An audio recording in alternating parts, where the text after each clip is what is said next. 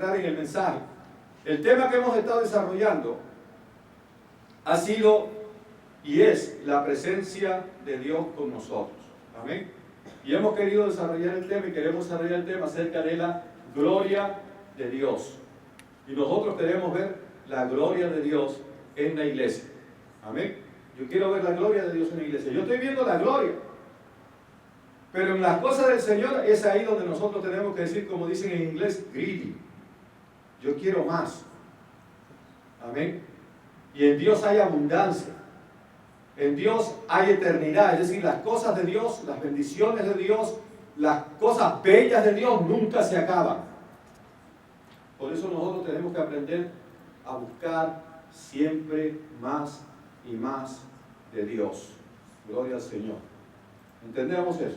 Entonces hemos estado hablando, y la semana que pasó, solamente quiero hacer un recuento rápido, y me voy a poner, vamos a ir en Mateo 18:20, Mateo 28:20 también, Mateo 18:20 y Mateo 28:20.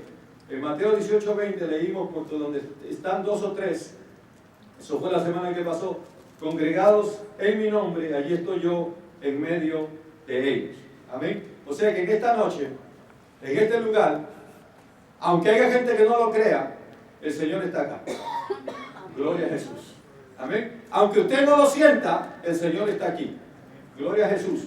Y dice, cuando dio la gran comisión, en Mateo 28:20, dijo, enseñándoles que guarden todas las cosas que os he mandado.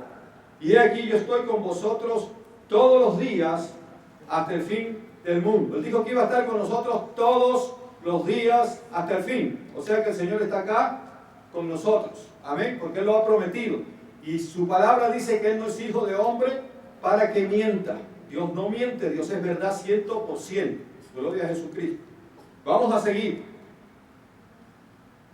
Dice en el libro de Deuteronomio capítulo 20 y verso 1, cuando Dios dio las leyes acerca de la guerra, hay más que informar ahí, pero yo solamente les voy a dar este verso bíblico, pero los versos que siguen son tremendamente maravillosos también, pero vamos a usar solamente este verso. Dice, cuando salgas a la guerra contra tus enemigos, si vieres caballos y carros y un pueblo más grande que tú, no tengas temor de ellos, porque Jehová tu Dios está contigo. Amén. El cual te sacó de la tierra de Egipto. Y hablamos la semana que pasó que Egipto tipifica el mundo, y Dios nos ha sacado a nosotros del mundo para que ahora le sirvamos a Él. Gloria a Jesús, de verdad. Pero servirle a Dios es algo bien especial. Servirle a Dios es algo que tiene que ser bien sincero y bien honesto. Le tenemos que servir a Dios con el corazón. Por eso hablamos, antes de entrar en este tema, hablamos acerca de lo que son las obras de la carne y el fruto del Espíritu, que no le hemos terminado la parte del fruto del Espíritu, pero hablamos y aprendimos que la carne es imposible agradar a Dios, porque la carne no puede agradar a Dios, no puede en absoluto. Si usted o yo estamos en la carne, nunca vamos a poder agradar a Dios. Para agradar a Dios tenemos que andar en el Espíritu. Amén. Gloria a Jesús. Así que vamos entendiendo aquello. O sea, Dios está con nosotros, Dios quiere estar en medio de nosotros, la presencia está con nosotros, pero nosotros necesitamos, amén, crecer más en el Señor. Hablamos de que Dios quiere ver madurez en nosotros. No podemos pasar 20 años en la iglesia y no crecer. No podemos pasar 20 años y seguir siendo la misma persona de antes. No podemos pasar años de años en la iglesia y no tener experiencias con Dios reales. Tenemos que crecer. Tiene que haber un cambio en nosotros. Tenemos que aprender de la palabra del Señor y ponerla en práctica en nuestras vidas. Amén. Esa es la finalidad. Y estuvimos viendo la semana pasada también cuando Dios sacó al pueblo de Dios, a su pueblo, a Israel. Cuando Dios sacó a Israel de Egipto, amén, cómo Dios lo guió y cómo Dios estuvo con ellos. De noche era como una columna de fuego y de día era una nube que los guiaba. Amén. O sea, Dios estuvo con ellos y vimos un milagro tremendo cuando se abrieron las aguas. Algo colosal, tremendo, terrible, pero Dios abrió las aguas para sacar a sus hijos de allá de Egipto, y los egipcios lo venían persiguiendo y los egipcios terminaron completamente cubiertos por el mar. Es decir, Dios hizo un milagro tremendo en favor de su pueblo. Y es decir, nosotros hablamos de que el Dios que estaba allá está esta noche también con nosotros. Gloria al Señor. Sea Dios bendecido. Ese es el papi que nosotros tenemos. Ese es el papá que nosotros tenemos ahora. Ese es el Dios que tenemos que servirle, pero tenemos que saberlo honrar. Y tenemos que entender aquello. Y en el día de hoy, siguiendo el tema, entramos en el momento, ustedes saben, nosotros vimos la semana pasada que cuando Moisés terminó de hacer el arca, según todas las instrucciones que Dios le había dado, gloria a Jesús, al terminar, en Éxodo 40, del verso 34 al 38, di ese texto la semana que pasó, cuando terminó el tabernáculo, y el tabernáculo fue hecho conforme a toda la dirección que Dios le dio a Moisés, a todas las instrucciones que Dios le dio a Moisés acerca de cómo quería que se hiciera el tabernáculo. Y Moisés, aleluya, mandó hacer el tabernáculo exactamente de la forma que Dios se lo había mandado que lo hiciera. Y así fue hecho el tabernáculo, exactamente como Dios quería. Y cuando el tabernáculo terminó, o fue terminado, dice que la nube de Dios, gloria a Jesús, descendió sobre el tabernáculo y la gloria de Dios entró y llenó el tabernáculo completo de tal forma que los sacerdotes no podían ni siquiera entrar ni ministrar. Y dice la palabra que al final, que la nube, verso 38, porque la nube de Jehová estaba de día sobre el tabernáculo y el fuego estaba de noche sobre él, a la vista de toda la casa de Israel en toda su jornada. Quiere decir que esa nación Israel estaba viendo la gloria de Dios todos los días, imagínense. ¿Ah? Nosotros no podemos ver la gloria de Dios todos los días, la estamos viendo, hermano. Pero la queremos ver más grande. Queremos más de Dios. Hubo un profeta que se llamó Eliseo, que cuando le preguntaron qué quería él en su ministerio, él dijo: yo quiero una doble porción del espíritu de Elías. Yo no quiero la misma porción de él, yo quiero el doble, yo quiero más de lo que él le ha dado. ¿Ah? Y yo les voy a decir una cosa, Elías no se molestó por eso. Dios no lo miró a él mal, lo miró bien porque quería. Cuando nosotros queremos lo de Dios, hermano, Dios se agrada. Amén. Cuando usted está buscando lo de Dios, Dios se está agradando de usted. Por eso es que yo le estoy diciendo estas cosas, hermano. Hoy día nosotros queremos crecer. Crezca en el Señor. Aleluya. Vamos a seguir mirando. Entonces, hoy día entramos en este capítulo de Reyes, capítulo 8. Gloria a Jesucristo. Y quería así hacer un pequeño hincapié, ya que estaba mirando el pasaje del capítulo 8 de Primera de Reyes. En el verso 2 dice que: y se reunieron con el rey Salomón todos los varones de Israel en el mes de Tanín, que es que el mes séptimo, en el día de la fiesta solemne. Es el mes séptimo, el mes séptimo, es decir, el mes número 7. El 7 es el número de la totalidad. El 7 es el número de Dios. Gloria a Jesús. Y esa fiesta solemne, ¿quién me dice cuál es esa fiesta solemne?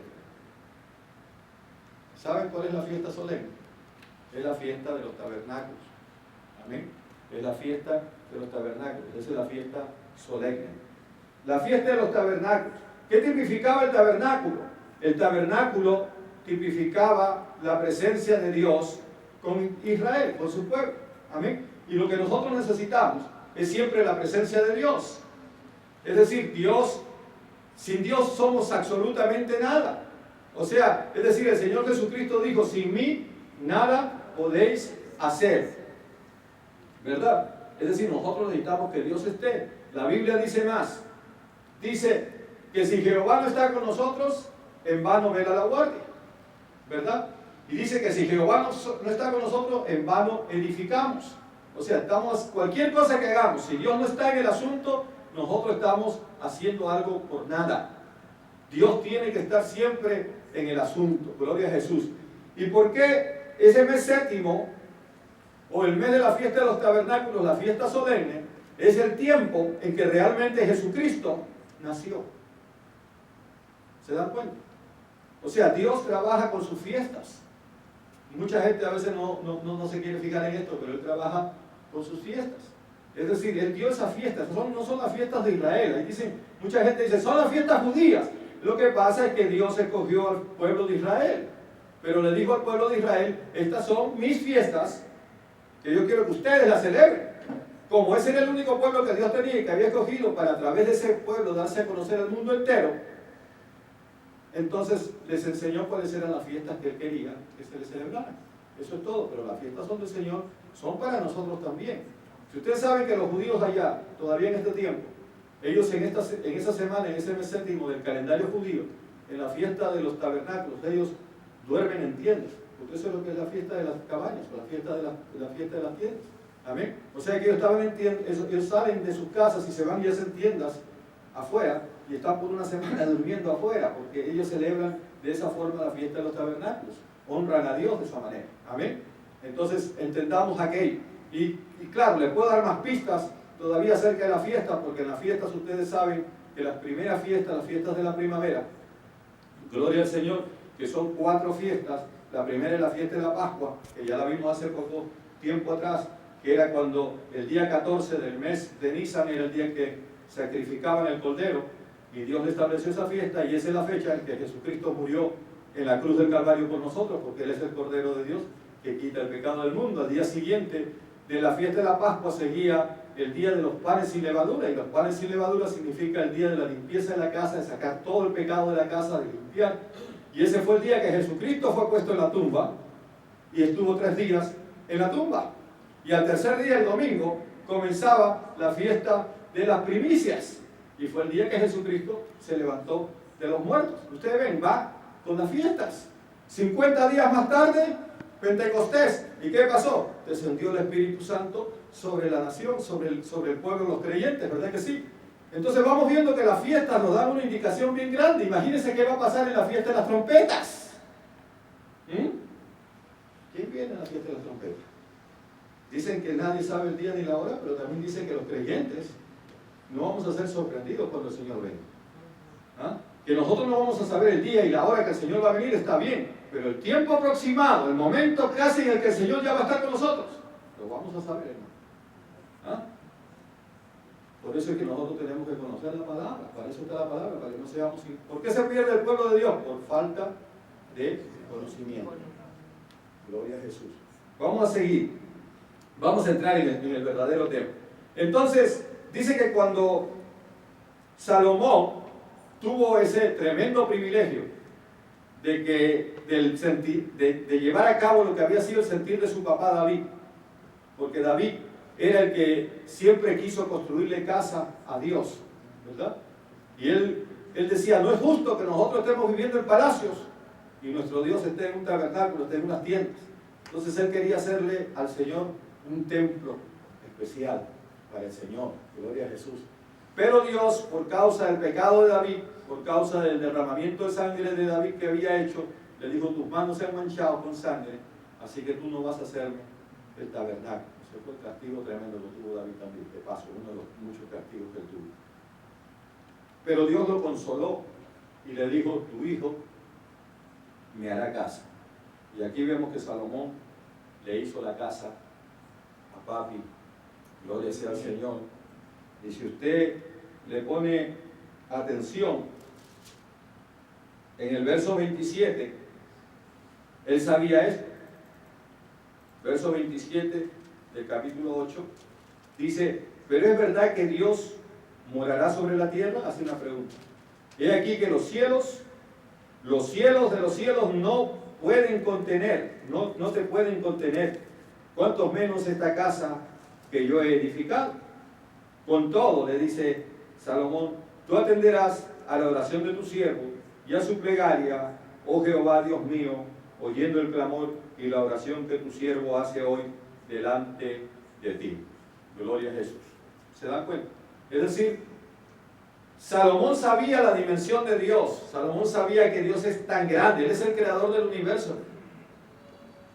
Imagínense, nosotros los seres humanos, todavía la ciencia no ha podido descubrir la dimensión o el tamaño del universo completo. Muchos dicen que no tiene fin, que nunca se va a acabar.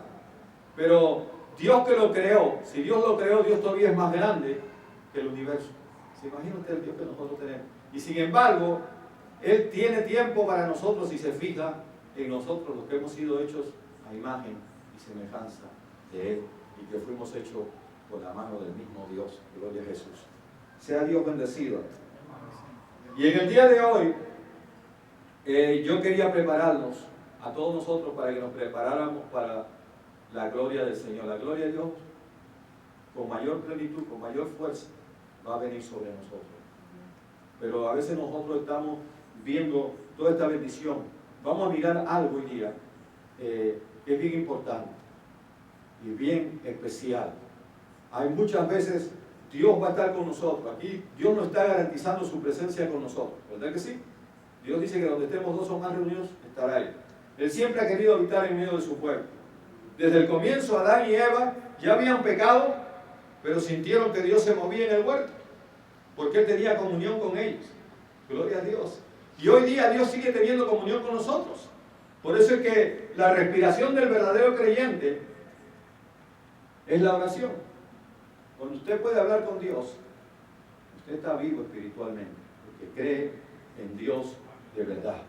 Gloria al Señor. Vamos a caminar entonces un ratito a Primera de Samuel. Vamos a bajar a Primera de Samuel ahora. Gloria a Jesús. Vamos a Primera de Samuel.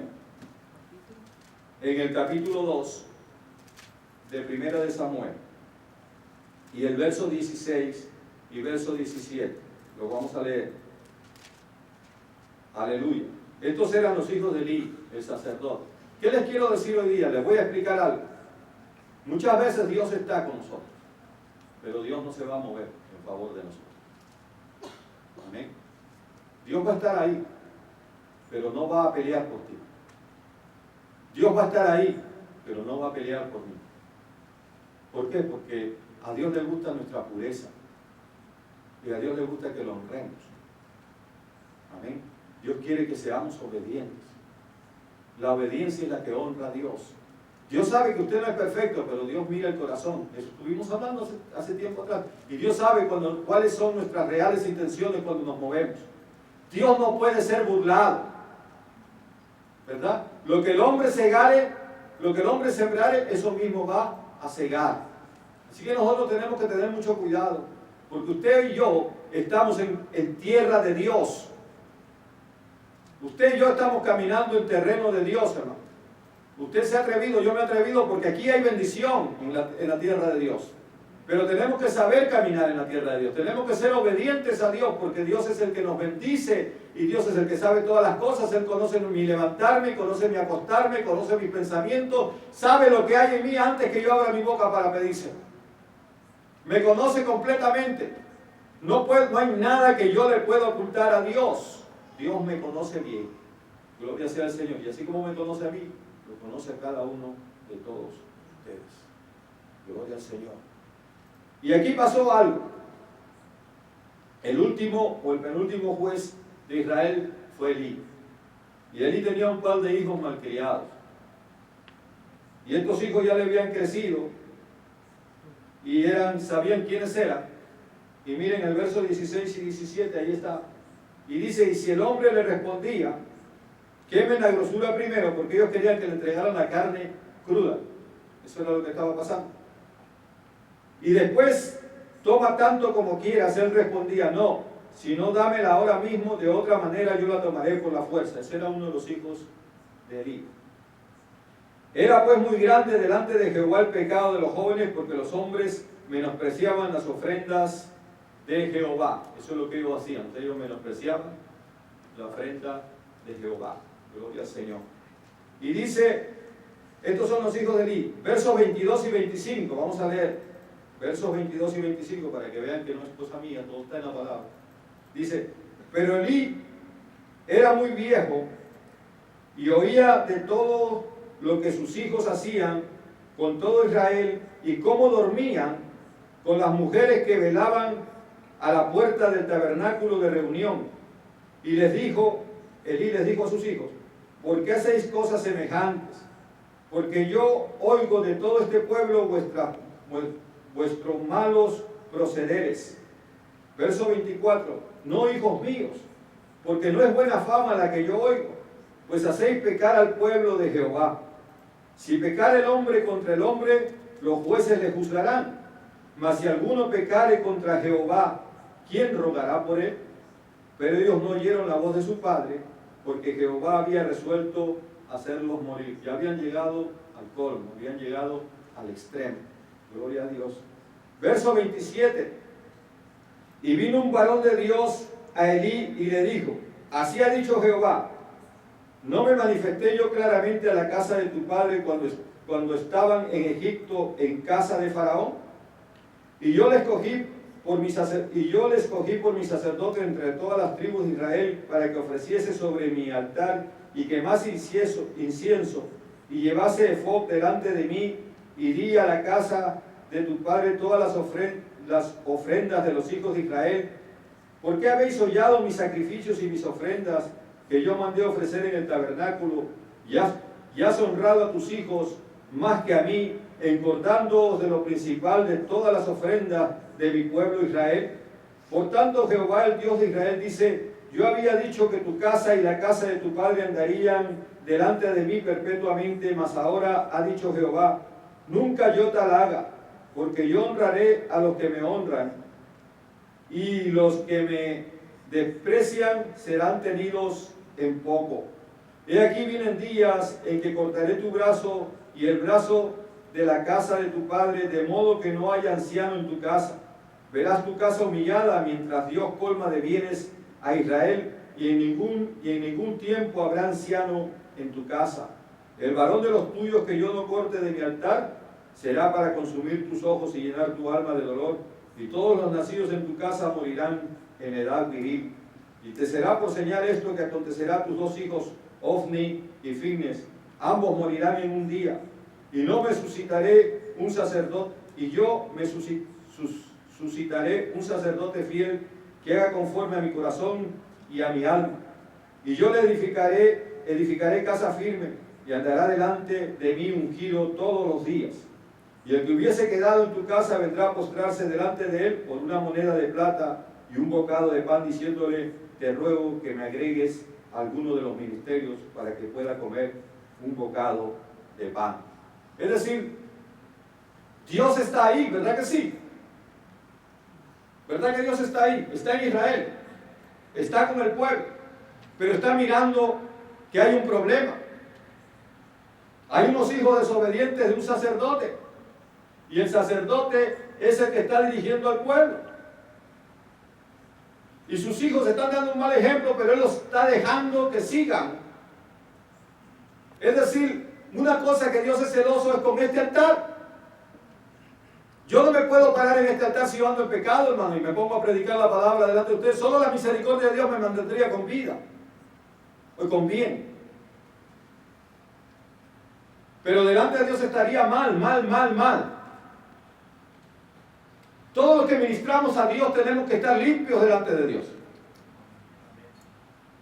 No podemos haber una tira de sinvergüenza que venimos parados al altar por el dinero, que terminamos de hablar o predicar un mensaje de Dios y solamente le hacemos un montón de promesas al pueblo, pero tenemos miedo a hablar de estas cosas, porque la gente se va a ir de la iglesia. Si la gente no puede escuchar, si la gente de la iglesia no puede escuchar que hay estas cosas, no estamos listos. Porque estamos viniendo más que para que nos den bendiciones, para que nos den las cosas buenas, pero no queremos someternos a Dios como hay que someterse a Dios. A Dios hay que someterse, a Dios hay que rendirse voluntariamente.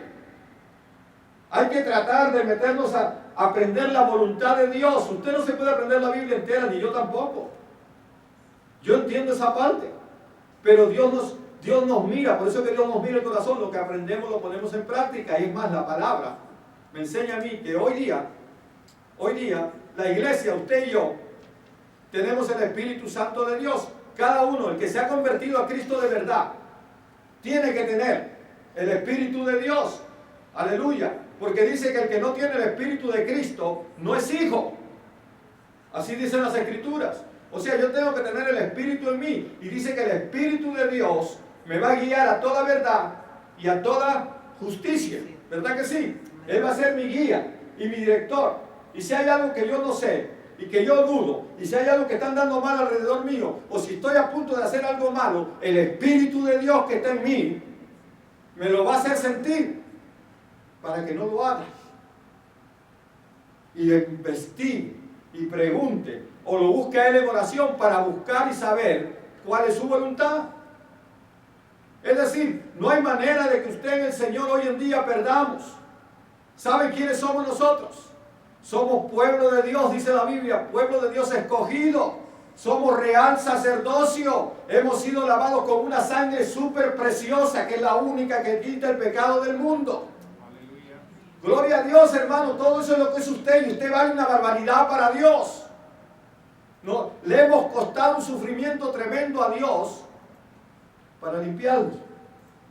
Usted y yo tenemos acceso al lugar santísimo en el nombre de Jesús. Y llegamos a la presencia de Dios donde quiera que nos arrodillemos.